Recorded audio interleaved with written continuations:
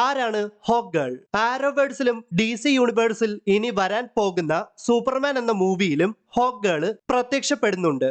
Hoc girl ആരാണെന്നും ഹോക്ക് ഗേളിന്റെ ഒറിജിനും പവേഴ്സും ഒക്കെ എന്താണെന്നും അറിയാനായിട്ട് ഈ വീഡിയോ ഫുള്ള് കാണുക.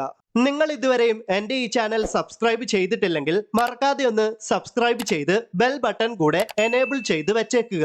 ബെൽ ബട്ടൺ എനേബിൾ ചെയ്യാതെ വീഡിയോ കാണുന്നവരുണ്ടെങ്കിൽ ഇപ്പോൾ തന്നെ ഒന്ന് എനേബിൾ ചെയ്തിട്ട് കാണുവാൻ ശ്രമിക്കുക. സോ നമുക്ക് ഹോക്ക് ഗേളിന്റെ ഒറിജിൻ സ്റ്റോറിയിലേക്ക് പോകാം.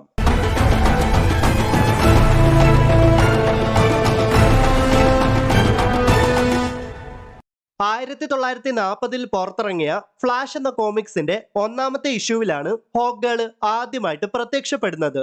ഷിയറ സോണ്ടേഴ്സ് ഹോൾ എന്നാണ് ഹോക്ക് ഗേളിന്റെ യഥാർത്ഥ പേര്. DC കോമിക്സിൽ ഹോക്ക് ഗേൾ എന്ന ടൈറ്റില് പല വ്യക്തികളും സ്വീകരിച്ചിട്ടുണ്ട്. ഷിയറ സോണ്ടേഴ്സ് ആണ് ആദ്യത്തെ ഹോക്ക് ഗേൾ. ഈജിപ്ഷ്യൻ പ്രിൻസസ് ആയ ഷെയറയുടെ പുനർജന്മമാണ് ഷിയറ സോണ്ടേഴ്സ് അഥവാ ഹോക്ക് ഗേൾ.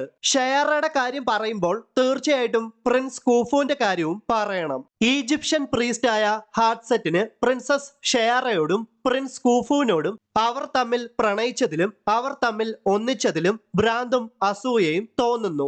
ആ കാരണം കൊണ്ട് തന്നെ ഒരിക്കൽ ഹാട്ട്സെറ്റ് പ്രിൻസ് കൂഫുവിന്റെ എന്ത് മെറ്റൽ കൊണ്ട് നിർമ്മിച്ച സോഡ് കൊണ്ട് പ്രിൻസസ് ഷെയറയും പ്രിൻസ് കൂഫുവിനെയും കൊല്ലുന്നു. പിന്നീട് 1000ഓളം വർഷങ്ങൾക്ക് ശേഷം പ്രിൻസ് കൂഫു കാർട്ടർ ഹോൾ എന്ന അമേരിക്കൻ ആർക്കിയോളജിസ്റ്റ് ആയിട്ട് പുനർജനിക്കുന്നു.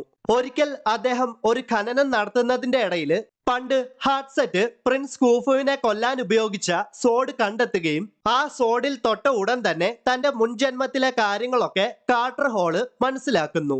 അതുമാത്രമല്ല, മുൻജന്മത്തിൽ തന്നെ കൊന്ന തന്റെ ശത്രുവായ ഹാട്ട്സെറ്റ് സയന്റിസ്റ്റായ ആന്റൺ ഹാസ്റ്റർ ആയിട്ട് പുനർജനിച്ചുവെന്നും കാർട്ടർ ഹോള് മനസ്സിലാക്കുന്നു.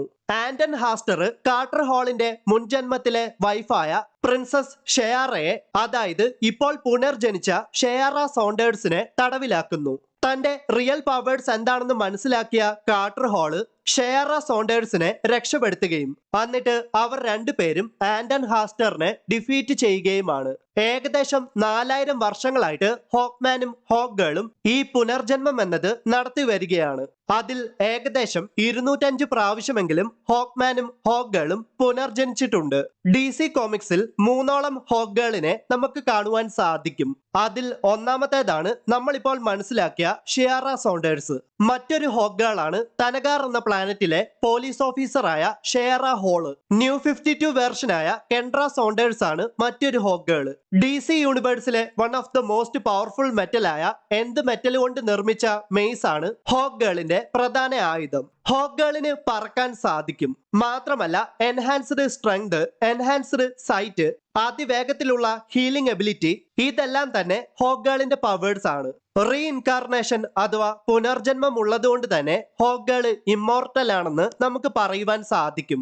സോ ഗൈസ്, ഇതൊക്കെയാണ് ഹോക്ക് ഗേളിന്റെ ഒറിജിനും പവേഴ്സും എബിലിറ്റീസും ഒക്കെ.